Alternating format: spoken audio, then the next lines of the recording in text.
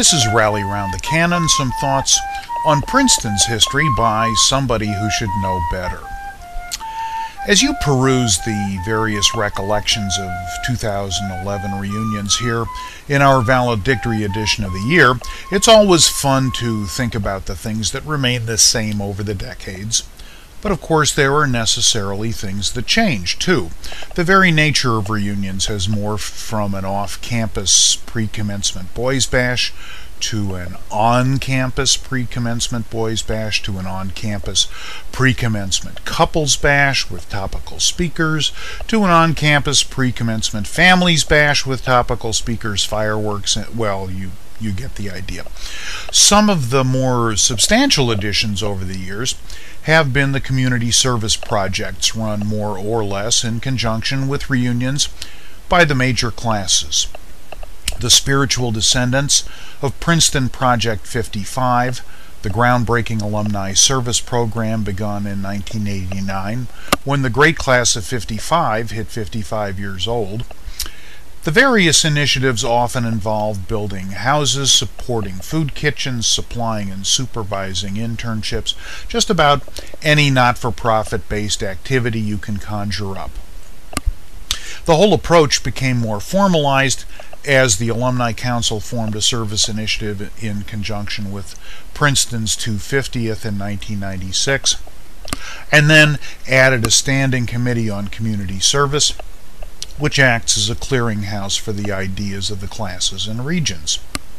By now, essentially every major has some service activity or another going, either during their reunion year or perpetually, with new wrinkles each 5 years, which is dandy and very much Princeton in the nation's service and in the service of all nations.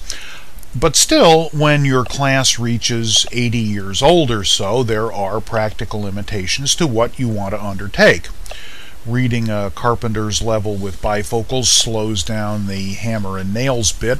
Institutional cooking demands some heavy lifting and big-time recipes. Retirements limit access to internships. The options are really limited. Now, the great class of 1951 is a tough crowd. They won 4 Big Three football championships, an Eastern Championship Lambert Trophy for their undefeated football team, an Eastern League baseball title, and a National Lacrosse Championship their senior year. This is serious stuff. The football team beat Dartmouth in an 80-mile-per-hour hurricane. The lacrosse team, I've been told, was not allowed by rookie coach Ferris Thompson to wear shoes while playing or cut their hair during the season. This is hard to substantiate, but the concept is important. They're also serious about their history.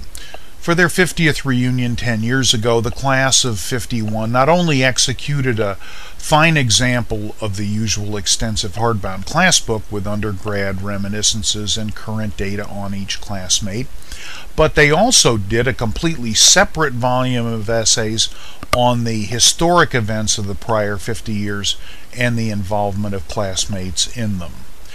Born in 1929 on the cusp of Depression, 12 years old at Pearl Harbor, 78% of them served in the armed forces and 54% in Korea. They knew it was important and they got it down on paper. But hey, even they are north of 80 now. In 2006, for their reunion service project, they collected books for schools, as a number of classes have successfully done over the year. But it left a bit of the Peggy Lee is that all there is feeling. The clean out the attic facet of the exercise, however, seemed practical, so when in conversation a board member of the Princeton Historical Society said to reunion chair Charlie Gano, "Why don't you collect memorabilia for us then?" The energy-saving fluorescent bulb lit up. The resulting Project 51 is a finely detailed exercise in historical triage, benefiting a range of organizations both within and outside the university. First, the Princeton Historical Society, which collects unique documents and artifacts related to the local area and its history, including such nice folks as George Washington, Paul Robeson, and Albert Einstein. Second, the Morven Museum and Gardens, which are dedicated to the colonial history of New Jersey, the Stockton's house, and the governors who inhabited it in the 20th century. Third, the Princeton University Archives, always lusting after individual students' documents, photos and letters and stuff like that, uniquely documenting the university's past. Fourth, the Princeton Athletic Department Archives, always on the lookout for old, make that historic, trophies and uniform scorecards and movies. And fifth, Princeton Browsing Libraries, a series of pocket libraries set up by the Princetoniana Committee in the colleges, in Frist, and in the Grad College to demonstrate Princeton's history and traditions to the young, impressionable, innocent scholars on campus. If you think for a moment, you'll realize these fall into sort of a natural hierarchy with, for example, the archive's unneeded 10th copy of This Side of Paradise, the perfect inclusion for a browsing library. So the chances of digging up worthwhile materials from the class attics is seriously enhanced. And the careful superstructure put on the project, all the way from an explicit 12-page set of guidelines to the painstaking process involved, everything, including all donor contact, goes through coordinator Ruth Wilson, a devoted class spouse. Everything adds the gravitas to convince classmates they can part with their treasures with assurance.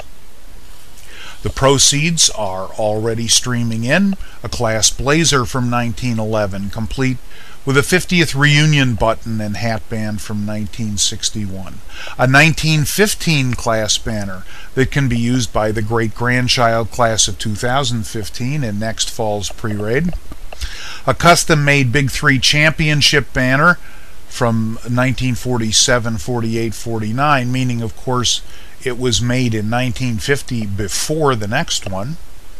The wonderful football memorabilia collection of terrorizing defensive tackle Holly Donan of the class of 51. Papers and photos related to James Robinson, a Princeton athletic trainer from the end of the 19th century. Letters from football coach Charlie Caldwell and Princeton president Harold Dodds. And, perhaps the most fun of all, Princeton Charlie's megaphone. Throughout the 50s, Charlie was not only the abstract stereotype of the laid-back Ivy Leaguer, he was an actual character who was tricked out at football games in a raccoon coat, a flask, and Princeton megaphone. The latter is on its way to the athletics department. More is bubbling to the surface as we speak, and even more will doubtless follow from the class in its own good time. Just as important, Project 51 is a wildly effective blueprint for a highly valuable service project that can be undertaken by those well into retirement years. Indeed, the older you are, the more valuable the potential payoff goodies. Should it become a dependable standard for reunions beyond 50 years out, it won't be any great surprise, and a great continuing tribute to a great class. So here's a locomotive for the great class of 1951 and its literally historic advance in collecting and preservation. When the class of 2051 comes knocking on Fitz-Randolph Gate for their pre-raid, they'll appreciate it as they acclimatize themselves this side of paradise. Yours in virtual orange and black, this is Greg Lang of the great class of 1970. Rally Round the Cannon is a podcast from the Princeton Alumni Weekly Online. Have yourself a great summer.